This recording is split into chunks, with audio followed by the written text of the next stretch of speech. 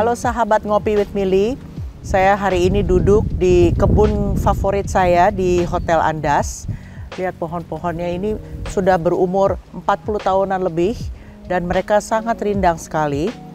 Siang hari ini saya ditemani oleh Groten, Area Vice President dari Hyatt Hotels di Indonesia. Dan saya ingin banyak bertanya-tanya dengan Marco mengenai Hyatt di Indonesia dan mengenai Bali dan mengenai pariwisata di Bali saat ini. Marco, apa kabar? Baik-baik. How are you? Sehat. Semua baik-baik. Semua baik-baik. Betul. Sebetulnya tidak semua baik-baik karena kita Marco baru saja agak sedikit ada insiden naik gunung sehingga kakinya agak terkilir. Saya juga ada injury di back. Yes, correct. Tapi so happy that we can be here. Thank you. And very beautiful garden. And please tell us a little bit more about Bali. Well, I mean, as you know, we've just gone through the worst part of the PPKM number 4. And luckily we see improvements in the business, but it's been very tough. I landed back in Indonesia last year in April to take over from my predecessor, first of all in Grand Hyatt Bali as a general manager, but also as the area vice president for Indonesia for Hyatt. And yeah, it's been very tough. I mean, obviously with all the hotels have gone through various rounds of cost reviews and looking on how we can operate these hotels. But things are starting to look up at the moment, and that's good. Obviously, the business starts to come back, especially domestic business, and this thing that is called revenge travel, that's true. You see a lot of people in Bali arriving. You see a lot of people that are going more often on holiday because they have been locked up for such a long time. So that's good for us. Revenge tourism. Revenge travel, yeah, that's what we call it. Revenge travel. Yeah, people that are really have been locked up for such a long time that they now say, okay, well, I have to get out and I have to try something. So. But you see, there are difference of dynamics in the travelers, right? Yeah. You used to entertain mostly international guests, but now you also have to manage, quote unquote, the domestic Indonesian travelers. Yeah. Any differences? Any gap? Big differences, and we had to adjust a lot in many different ways. First of all, from a sales and marketing perspective, how do we reach out to our domestic guests and how do we approach them?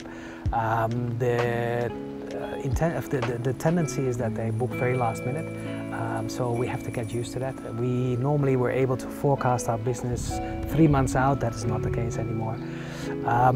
We have to get used to different preferences when it comes to, let's say, dining, when it comes to in-room dining, when it comes to the way rooms are set up, collateral, all sorts of matters that we had to adjust to. I think for most Indonesian, and I can speak for myself, for most Indonesian travelers, food will be very important, especially Indonesian food. Yeah.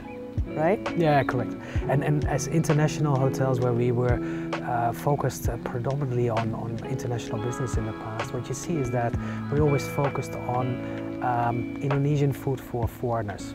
And that obviously doesn't work at this point of time anymore. So we have to get much better at providing interesting things rather than our standard sort of fare that we always serve. I'm so happy to hear this. Yes, no, we have to, because I mean it's not of interest anymore. Secondly, we have to get used to the fact that we have more of the delivery services coming to visit us, and where people would like to have a particular food from this warung or from that. Would that be impossible or possible? Look, I mean, in the past we would say, oh, we will try to avoid. Nowadays we need to be open for that. I mean, we need to understand that things are different, and so we have created policies around it so that we make sure that we still do not have these motorbikes parked everywhere, that we still make sure that it's delivered in the right way, and that you still eat either in your room or in an area somewhere in the hotel in a 5-star sort of setting. But yes, we we do now allow these sort of matters in our hotels, because it is part of the nowadays world. Things have changed a lot. No, but seriously, can you imagine if, for example, me again and my family, we love local fairs, local nasi this and nasi that. And then we engage with one of the ojol, you know, the ojek online, and then basically if we stay here for a week, then we will just keep on ordering from ojol. What would happen to the hotel? Well, what you see is that people will go out and they will try different things. They will use some of these services, but not all the time. Luckily, our own restaurants are still doing very well, as long as we address that issue of serving proper Indonesian food. So the Indonesian food in the way Indonesians like it. So no more the tourist fare, I would call it. So. Yeah. Another thing is last week I was invited by many property owners to try their villas. Yeah. So I can also see that in the future some hotels will also be competing with villas. Yeah. Absolutely. How do you see that? That's been going on for years, actually. When Airbnb started to set up their business, we saw more and more of that happening, and we're very sort of used to that now. Having said that, though, I mean, what you probably also have seen is that you can be very lucky and have the most amazing sort of villa at a very affordable price. Yeah. But you probably also have experienced the opposite of that, where you see the pictures were taken when the building was brand new, and in the meantime the villa is run down, air conditioning is not working, service is very different, and that's obviously something that we can provide in a very different way. So just like me, when I take selfie, then I beautify my face so much so that when people see me and they get very shocked. So this is basically what you are referring to, right? Well, I think one of these things is that obviously some of these villas are often occupied, but some of them are not at all. And if you are the unlucky one that ends up in one of those villas, then you have all sorts of things to deal with during your holiday, which I don't think you want to waste your precious time on. So in that regard, I think for some occasions there is definitely the opportunity, but I think that hotels will continue to have the right of existence, and we will continue to see good business. In fact, we see it now. I mean, a lot of people are very worried about COVID measurements and how cleanliness is basically changed for people. And again, I think as a hotel company, we probably have a little bit more of a handle on these sort of matters compared to some smaller villas that may not be managed in the same way. So. Do you think, in your own personal view, that Bali is already done, or Bali is overrated? I don't think so. I think that Bali, for me, still has many interesting faces. Still? Still has, yeah, absolutely. I mean, I was recently, because we were stuck, we couldn't travel anywhere. I'm not meant to be traveling overseas at the moment.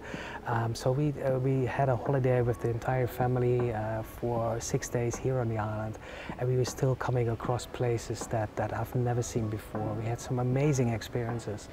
And this is an island where which I have called home for more than 10 years. Yeah, but now Indonesian government, especially Pak Jokowi, is very determined to grow the other areas. Yeah. So take a look at Labuan Bajo, for example, and then Raja Ampat. So how do you, as Bali tourism operators, one-off, see that? Look, ultimately, people also go more often on holiday, and holidays are very different as what we used to do, right? Nowadays, if you look at how often we travel, how often we take a weekend away for something, I think that there are times where people want to explore, and people just want to have what they know of, where they're comfortable with, and there might be a meeting, there might be a wedding, or whatever reason we come to Bali and we stay on for a couple of days. I think that will continue, but at the same time, I'm happy that Pak Jokowi and his government are developing these new areas of Indonesia, because there is so much more, right? Yes. If you look at the various places where I have traveled and how much potential there is in this country, yes. It's amazing that that we haven't explored that more. And we do one of these things, for instance, with our boat, the Alila Purnama, where we travel around in Raja Ampat or in Komodo. And well, it's amazing to see and how many Indonesians nowadays are interested in going there rather than spending time into a far-flung destination that they may have heard of. So I'm very happy to see that. And what you'll see as well is that we will develop new hotels in these destinations. Talk to me about the other hotels. I mean, you told me before this taping, Grand Hyatt Bali is your baby. That's my baby. And Grand Hyatt Bali has been around for 30 years. 30 years. Yeah. How do you keep it modern, contemporary, exciting after 30 years? Well, first of all, I mean, we obviously have a database of loyal guests that keep on coming back, and we want to make sure that we keep on satisfying them, because by changing a lot of things, we'll probably not be doing the right thing for this property. Having said that though, I mean, there's also a lot of people that are now exploring a hotel like Grand Hyatt Bali, because they would probably in the past not have chosen us, maybe based on price, maybe based on other reasons why they would come to different parts of Bali. So Nusa Dua has become now the sort of green zone where there is a lot of things in place and people start to explore. At the same time, obviously, we need to continue to innovate, because we don't want to sit still. We want to make sure that we do new things. And so one of the things that we're really focusing on is food and beverage, the renewal of the concepts. And even though that the restaurants still remain the same, but we will bring new life into them in order to attract different guests. We also probably are a little bit more open. Pricing over the pandemic has changed a lot, so we allow a lot of things that in the past were very strict. For instance, the use around our pool area. When it comes to our suites, we probably have priced them in a different way, where they are much more accessible for other guests. So what I see is that the domestic traveler for us is really saving us at this point of time. And property like Grand Hyatt Bali, we see some groups coming back, but because it's so large, yeah, it needs some international tourism to come back as well. So, Marco, usually Hyatt, there is Hyatt here, Hyatt there. You know, Hyatt is geographically everywhere, internationally everywhere. And then all of a sudden, boom, there is Andaz. What is this brand Andaz? So, I don't know how many years ago, but what we saw is that there was going to be a new trend in smaller hotels. And you started to see the by Hyatt hotels, and that was not the right way to do it. I remember that, yes. Something is by Hyatt. By Hyatt, right? Yes. And that was not the right thing. And so when it came to branding, I mean, first of all, they said like, okay, well, we need to do something which is completely out of the box. And what we refer to as lifestyle hotels. Lifestyle hotels, less formal, more sort of into a mix between pleasure and work, and more of a food and beverage and sort of focus on design. And so that's where Andaz started. So a young and hip sort of brand. Young, hip, smaller, more boutique. More boutique, more focused on where we are. So it needs to have a local sort of design element in it. But how do you manage internal competitions between the other brands, but within your group? Yeah, that's challenging, because a lot of people ask me, okay, what is the difference between the Andaz and the Alila brand, right? Where you see a lot of similarities.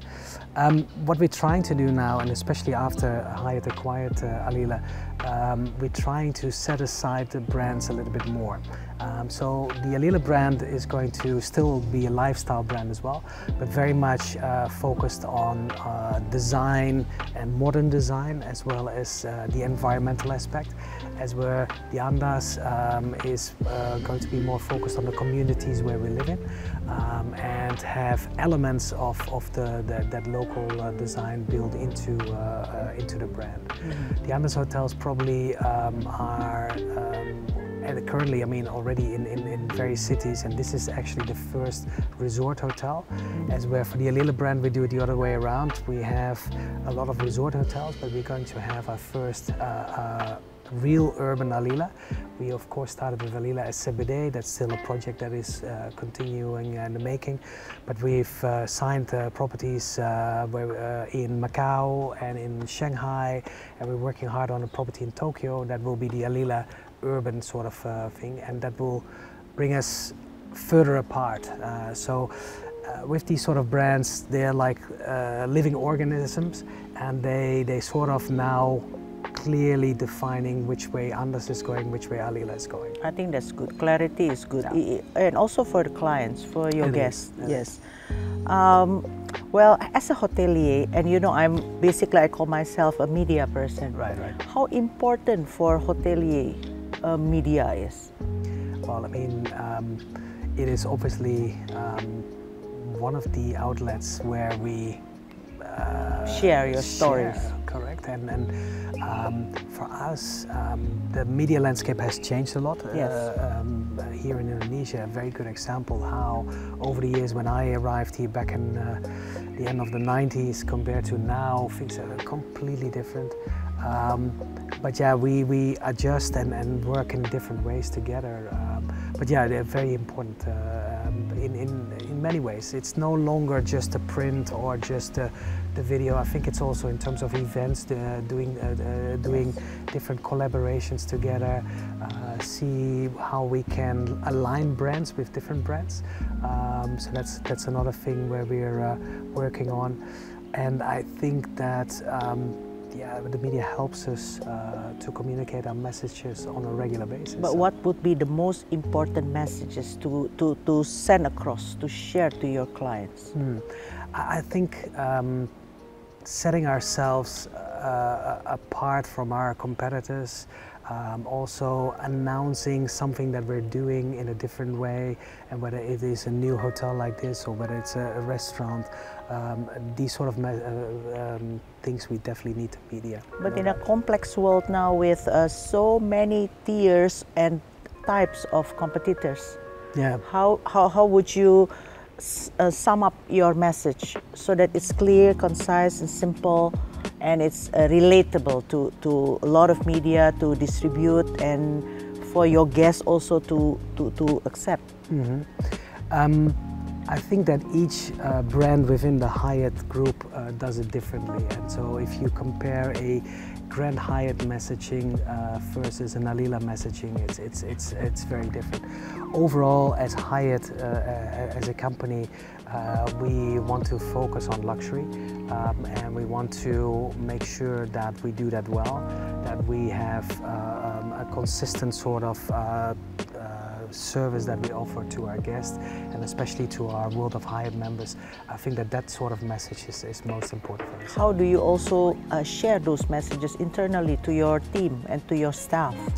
A lot of different ways. I mean, there is nowadays we have for all the staff we have apps on their phone to message things, and so if they wish, and most of them actually like that idea. They can get any message through their phone. They can see their daily tasks, they can see how busy it is in the hotel, but also what we're going to do this week, or whether it is the global month of diversity, or all these different initiatives we do through the apps. We have our emails, of course, we have a messaging in our colleague area, so let's say the locker rooms and the employees' canteen and these sort of matters. So. And I heard also that you all pay the exact amount, if not more, importance and focus on the trees. Yes, as correct. Well. Especially in this particular property. So our owner here is obviously very engaged with the environment where we are in, and he's a very proud, the company is a very proud owner of this asset. But the key focus indeed is about the gardens. For him, that is one of the main points, and it's amazing to see some of the trees around and the variety of different trees we have here. And it's not only for this hotel. He does that, or they do that for all their hotels, and which is quite remarkable. We have a lot of beautiful assets, as he calls them here. Yes. So yeah. Yes. So tell me, 5 days, not 5 days, but 5 years from today, what would you like things to happen? For me, I first of all obviously would like to see our business be back in a very positive sort of way, where we are for the hotels making good profits, but at the same time for the guests having a great experience. Because currently in some of our hotels, not all the facilities are opened up. Some of our team members are still home. We have had quite significant losses over the last 18 months. So obviously in 5 years' time, I hope that is something of the past, but we should have learned from it, and we should have sort of adapted to our organization. Secondly, I hope to see more Hyatt flags around Indonesia, and especially, like you said, growth with intent. So it's not like Hyatt would not be the sort of company that would go into a city in Indonesia and say, okay, well, we need to want this. That's not Hyatt.